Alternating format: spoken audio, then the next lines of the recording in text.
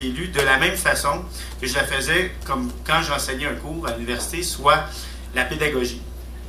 Et ce qu'on se rend compte rapidement lorsqu'on arrive à la tête d'un arrondissement, c'est que le premier obstacle à mettre en place des nouveaux processus démocratiques, c'est pas tant souvent la volonté politique, pas tant la volonté citoyenne, mais une habitude, une culture administrative qui est hermétique, puis qui ne permet pas justement cette transparence politique, à savoir la prise de décision, transmettre l'information à la population, c'est dangereux, on pourrait nous critiquer.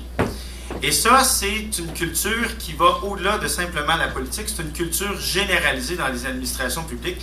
Et défaire cette culture-là est un obstacle majeur lorsqu'on veut réussir à le faire, parce que quand on donne un mandat à une administration comme élu, si vous demandez à une administration un résultat auquel il n'adhère pas, je vous dis, on a un obstacle assez important à franchir.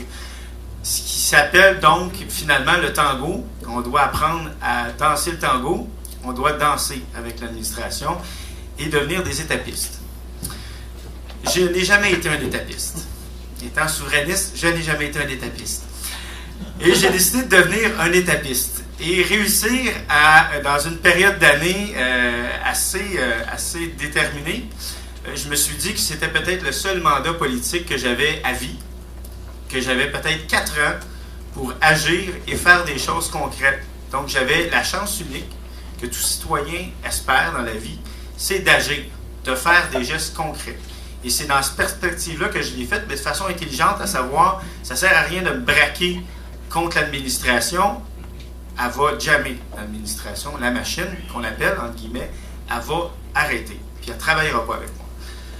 Donc, c'est de la convaincre, cette administration-là, qu'on a tout à gagner à devenir transparent et à transmettre le plus d'informations possible aux citoyens pour faire en sorte qu'on ne vive pas ce que vous vivez, puis qu'on ne voit pas ce qu'on voit à chaque conseil de ville. Notre objectif, au fond, c'était pourquoi un citoyen il est obligé de venir au micro, au conseil d'arrondissement, pour poser des questions? Qu'est-ce qui fait qu'il doit nécessairement se rendre jusque-là pour avoir une réponse, une information de la part de l'administration, de la part des élus? Logiquement, dans un monde idéal, personne ne devrait avoir à se rendre jusque-là. Donc, il faut avoir une optique à la fois de transparence, de démocratie participative, mais aussi de service à la clientèle.